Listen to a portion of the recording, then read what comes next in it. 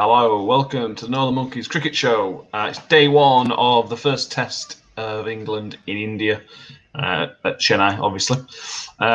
It's been probably England's day, but we're going to break it down a little bit with Michael and Wayne, as they are with us today. Hello, guys. Hello. Hello. Wayne, we'll start with you. I know you set your alarm bright and early. How excited were you when you heard the theme tune? I was really excited, apart from the fact that they cut it right down to like a 10-second thing, so it weren't the full theme tune. So I'm a little bit of a complaint with Channel 4 about that, but I think that's just because they didn't have any footage to put in it, so it was just like almost like a video they took from the Indian Tourist Board, and then put that song over it. So they weren't actually anything to do with cricket. But yeah, it was good to hear it back again, and I was really excited. You know, it feels like being a kid again. 14-year-old last time cricket were on Test cricket were on free-to-air TV. So yeah, it was brilliant to watch. Good. They kept it really simple in the studio as well. I liked that. Just Rishi Persad and Alistair Cook, no messing about there, and straight back into it. Great toss to win as well. Yeah. Just briefly on the Channel 4 thing, Wayne, I thought they needed an extra person. I thought they needed a third person. I thought it were a bit bare and they just looked like they were sat in armchairs in a studio. It were really strange. It is being sort of rushed together because they've only had the contract a few days, so maybe judge them on a second test once they've worked out the kinks. But it's Alistair Cook, so you can't really go wrong on that. How southern is Alistair Cook? He has got to be the most southern person I have ever seen on telly. Unbelievable. It's working out how far detached from the Queen he is. Yeah. Can't be more than about 4 degrees of separation there, can there? Absolutely not. And I'm not sure who it was that presented with him, but I had a double take when I got up this morning. I was half asleep. I thought it was Danny Dyer for a minute. Cricket on 4, you slag. You slag. Maybe not. So England win the toss, and the pitch it was a perfect toss to win because you want to bat on that. It seems, Wayne, again, we're only on day one. It seems as flat a pitch as you could probably want. It seems like a bit of a T20 pitch. Yeah, I was having a bit of read upon it because there's a little bit more green in there than what we thought there were going to be. And the curator, the groundsman there in Chennai, this is the first ever first-class pitch that he's prepared. Not test, first-class pitch that he's prepared. Okay. So he's left a bit of green on it. Apparently, they leave a little bit of green on it so that it doesn't dry out early. And basically, just to keep a bit more moisture in there. But having said that, key toss to win. I feel like if India would have batted first, we might as well have said goodbye to that Test championship. Good start, really well tempered. Sibley and Burns, Roy Burns, looking like a roadie for Foo Fighters. but yeah, really good start. And then just before lunch, Rory Burns kind of forgets that he's playing Test cricket. Yeah, it was a good start. We were at 68 before the first wicket fell to Bumrah. It's a good start, Mick, when you get to 68. It's an okay start, but it's not really perfect. But you would expect at that point, just before lunch, you got no wickets down. The session is yours. The session is England's, isn't it? Yeah. And you just surely you just bat it out until lunch. Surely, it was a slow scoring rate. It was absolutely the right way to play, I think, in that first session of the first test of the series. But then all of a sudden, it's India's session within, a couple of balls. Yeah, absolutely, within a heartbeat. A bit disappointing, really, but I don't think you can. You listen to the commentators, and this is a problem I have with cricket commentators across the board. Well, whatever, whether it's Channel 4, whether it's Test Match Special, whether it's on Sky, a player makes a mistake, and they just rip them to pieces. And then once they've done ripping them to pieces, they spend the rest of the day referring back to it and ripping them to pieces again. People make mistakes in cricket more than any other sport that I can think of. Particularly as a batsman, you've only get one chance to make one mistake, don't you? Yeah. And people make them all the time. But it turned very quickly from our session to theirs. Yeah. We got a comment. STL Cricket on Twitter says it was an absolute stinker from Burns. Wayne, what are your thoughts? It's just so frustrating. They got to the half-century partnership. Burns were looking good. A couple of balls before that, he come down the wicket and flick one through mid-wicket for 4. Great footwork, great timing. And you're like, it's brilliant. We're getting towards lunch. You look comfortable, and then he'd not tried it at any point during the innings. Neither one of them had tried any sort of shot in danger. They took the field. They took the man out and put him into a leg slip position, which kind of opened up backward point. But there was no need to try a reverse sweep. There was no pressure on us. All it did was took the pressure off us, pressure off them, and put it onto us. And I'm so frustrated to watch. He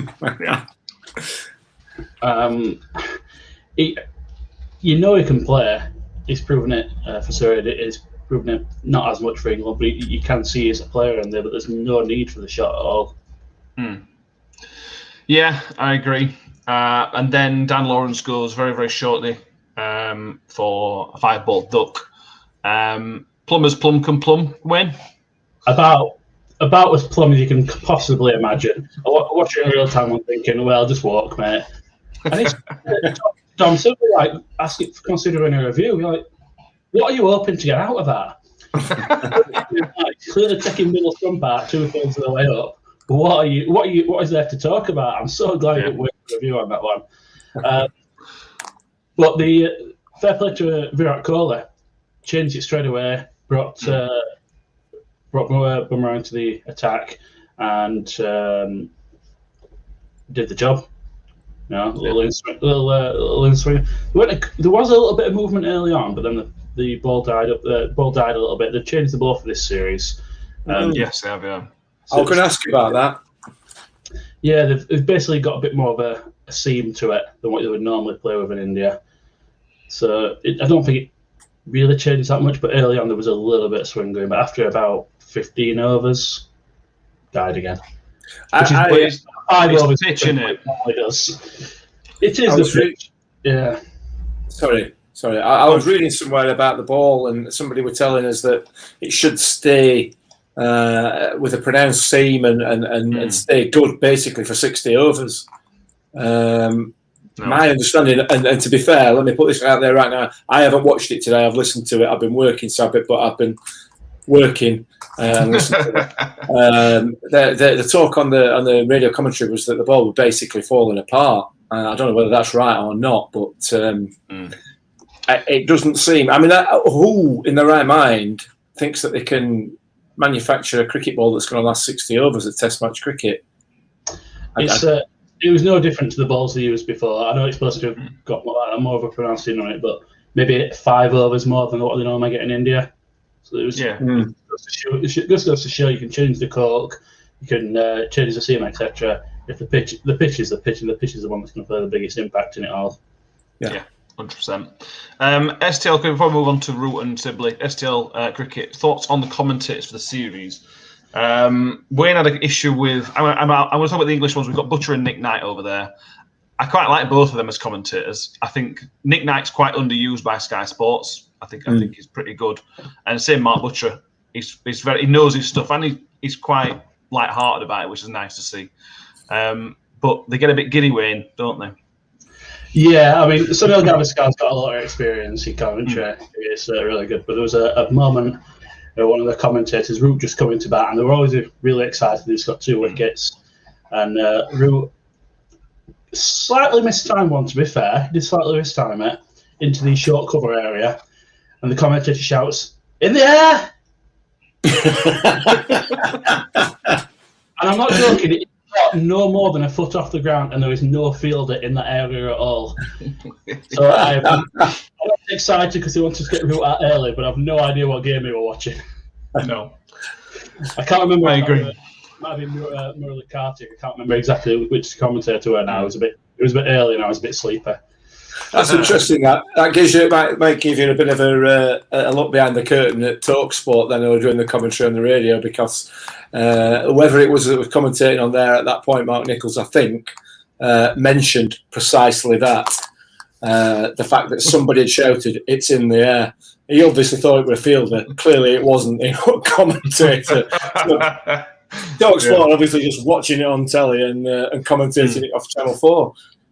Yeah, probably. It was a little bit embarrassing, to be fair. Yeah, I mentioned at the start, Channel 4 got this very, very late, so there's always a chance, second, third and fourth test, they might put their own commentators in. We don't know. That might cost money, but we'll wait and see. They are going to use the local commentary throughout. It's just the punditry that's going to change. Okay. That's a bit of a shame, but anyway. We'll come on to, we're going to talk about Root last because we can't, it's his 100th test and we're going to talk about him a lot this test. But SCL cricket again with Sibley's wicket, the trajectory him off, clip leg at best. Talk about his innings first before we talk about his dismissal. He is a very typical test match opening batsman, Mick. 87 of 286 balls. Good man. In a game like this, when the pitch is very, very good for the batsman, and it's going to deteriorate on particularly day 3 and 4 is what we expect. He needs to be taking the pressure out of the game, because as Wayne's already mentioned, when that second wicket goes down, India are up, they are well up for it. Yeah. And it just needed the sting taken out of the game, and that's exactly what Sibley does. Yeah, I mean, listen, I love Test cricket. I absolutely adore Test cricket, and I like your Ben Stokeses and your Johnny Bairstows who are going to knock the ball all over the pitch, who are going to bring you that exciting batting at some stage in a Test match. But you also need a Sibley as well. Yeah. You need to be able to build that innings, and you need some stability. And that, for me, I mean, what did he get? 87, I think, were he out on 87? Yeah. That, for me, is as important to an innings as Joe Root's, because he's really, really sort of, he's frustrated the life out of the Indians today. Absolutely frustrated the life out of them.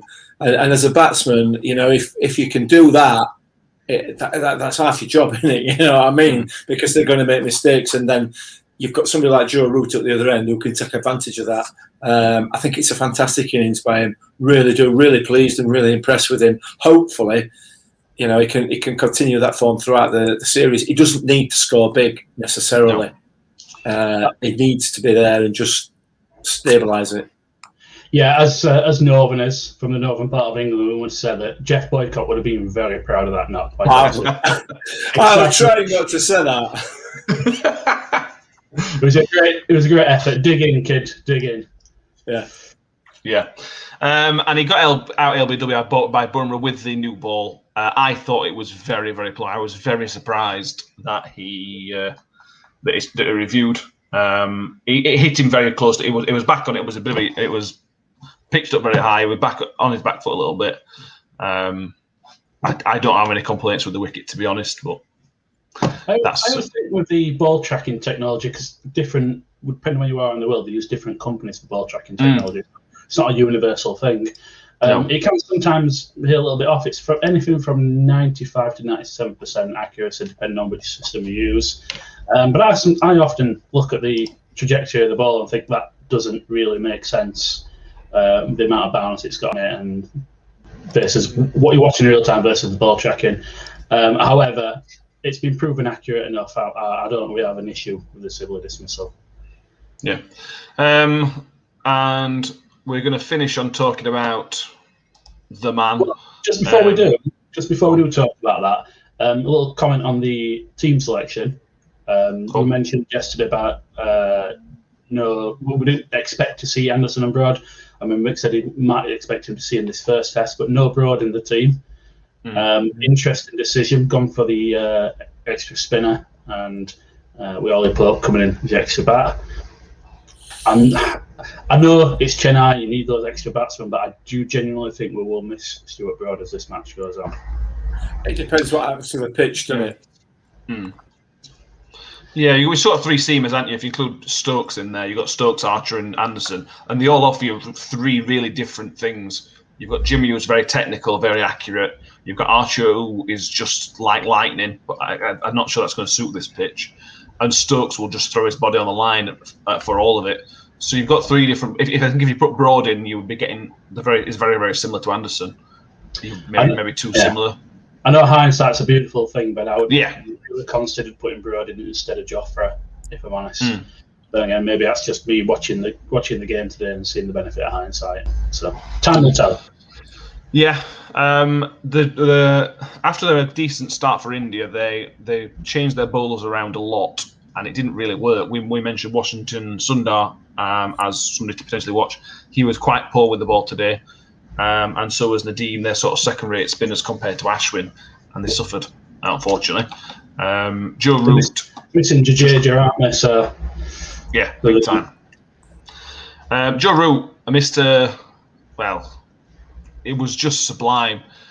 He's in his 100th test. He has 100 in his 100th test. It's a very, very elite list of players. I mean, I'm sure everybody's seen it, but I'll go through the list now. Colin Cowdrey, Javid Minidad, Gordon Greenidge, Alex Stewart, Insman Ulak, Ricky Ponting, who got 2 centuries on his 100th, Graham Smith, and Hashim Amla. I think it's fair to say, Wayne, he is in that bracket, isn't he? He has the potential to end up being the best batsman in the world ever. There's a long way to go on that lot, but he's just been absolutely brilliant for England over the years, and he's in good company there. One thing I would want to say about it is it's how humble he is as well. When you hear him in interviews, and just one little story from a local game here that his dad were playing in, and he come down to watch with his first child at the time. One of the opposition batsmen scored a ton, and Root gave him a signed pair of his own gloves out of the boot of his car. So that's the sort of person you're dealing with. And he will go on to beat Alistair Cook's record, barring injuries. And we're lucky to be in a time where we can actually watch someone of that quality. Yeah, I agree. I completely agree. You don't need to say much more about Joe Root, can you, really? He's an absolute class act. Yeah, from everywhere, from on the pitch and off the pitch, I completely agree. He is a class act, and he's clearly proud to play. You get some people in international cricket, and this is not a dig. Some people in international cricket will just turn up because they like playing cricket. They quite like playing it, and it don't really matter who they're playing for. They just play because they're playing. Joe Root is clearly one of those that is very, very proud to play for England. And it makes him play better. The fact he plays for him, you get those type of people, and he is one of those.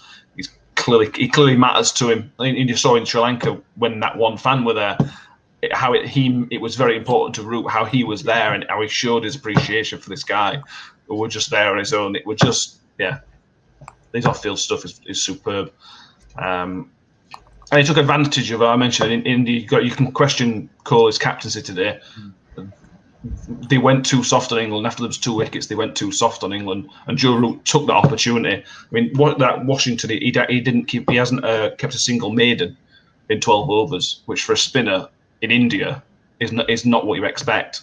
And that's where Root, and the players like Root, people like Kohli, like Williamson, when there's a weakness in a game, it's like having that match awareness of there's an opportunity to get 30 quick runs.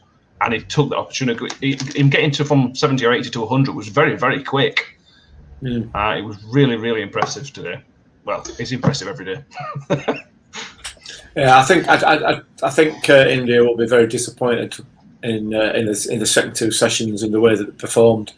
They didn't appear to put any pressure on the batsmen at all, really. I don't know why that was. I don't know. I mean. Far be it from me to criticise Kohli because he's I suppose almost uncriticisable, but he got it wrong today, definitely. Not enough pressure on the batsmen. They allowed him to rotate the strike. I just felt, I think he'll be very, very frustrated on day one with India, and I was really surprised, if I'm honest, really surprised that it was. I don't want to use the word easy. Because it wasn't clearly easy, but it was more straightforward than you would have expected day one of the first test in India, definitely. And then that's down to India rather than as much as it is to the work that Joe Root and Sibley did. Yeah. A word of warning to finish though. We did this before last time we played in Chennai. We put 477, I think, on the board. India then went and scored 700 odd in the second innings and beat us by an innings. Yeah. So let's keep his feet on the ground. There's a long way to go. 100%. Yeah. For me, England have got to bat tomorrow out. If you can bat today and make India start on day 3, you'll have at least 400 on board, potentially more than that if Root can go big. And then India have got to bat on their first innings on a day 3 pitch, which we assume is going to deteriorate. So it's fascinating. It's going to be a fascinating day's cricket again, as today was a fascinating day of Test cricket. Are we all agreed that it was basically England's day, other than the wicket at the end? It ends as England's day. Just. Yeah. I don't think it's as. I think that wicket at the end has just turned it slightly in favour of India, but I think it's probably 60-40 split in England's favour at this point. Yeah, Mick, same with that. Yeah, I think so. That wicket in the last over was a big. It was a biggie, wasn't it? Really, if we needed to back that day out, and then it would have definitely been England's day. But yeah, I'm with Wayne on that one. Just to finish off, STL Cricket's got in touch again, so appreciate that. Appreciate you getting in touch. He mentions on what you said, Wayne, about Broad's ability to bowl cutters would have been a handful on the pitch. If the pitch goes the way it's meant to go, then he's absolutely right. And is Archer's variations in Test cricket as good as something like Broad's? I completely agree with his comment there, STL Cricket. That's pretty much what I'm getting at with the comment about whether to have Archer in there, but maybe that's just a benefit of hindsight. But yeah, definitely going into the if there was a 4th innings, but into the day 4, day 5, I would have rather seen Broad on that pitch than Archer. But time will tell. You said the benefit of hindsight, where ultimately we all knew when we talked about this in the preview show that the pitch is not going to hold up for 5 days. It's always going to deteriorate, isn't it? So I agree with him. I don't think Archer's got that enough variation. And if the pitch deteriorates too much, we could be almost a bowler down. Whereas if Brodie were playing, we wouldn't have been. For me, he should have played. I think that, like I said, they've got two of the best bowlers in the world in Broad and Anderson, with I think something like 1,200 Test wickets between them. It's just ridiculous. Yeah. So if you are wanting to win the game, you know that the pitch is going to be pace friendly certainly for a period of time, if not an extended period of time for India. If you wanted to win it, then surely you would play them. But who knows? Don't know. That's why we're not selectors. That's very true. That's why we're just a few idiots just talking about it on here rather than being paid to do it. So Yeah. So we'll leave it there because we've managed to get almost 25 minutes out of day 1, which I'm surprised. But it has been a fascinating day. We will come again tomorrow. Thanks all for getting involved who've watched, and STL Cricket, thank you for sending us some stuff to talk about as well. We do really appreciate that. We'll be back again tomorrow. It'll be around 1:30. We'll do it pretty quickly after the day's closed tomorrow, with it being a weekend. And the same on Sunday, all being well. Thank you very much, STL Screen. Really enjoyed the stream. Brilliant. Cheers, mate. If you enjoyed it, we are on... if you subscribe to the YouTube channel, we will be putting some more... There's a few previous videos up. It's down there somewhere. If you're watching on YouTube... If you're watching YouTube, it is. Somewhere down there. And yeah, so thank you all. Thank you, Wayne. Thank you, Mick. It's been something. Pleasure as always. See you tomorrow. And we will see you tomorrow about 1:30. Cheers for watching, guys. See you very, very soon. Wave, Wayne. Wave, Wayne.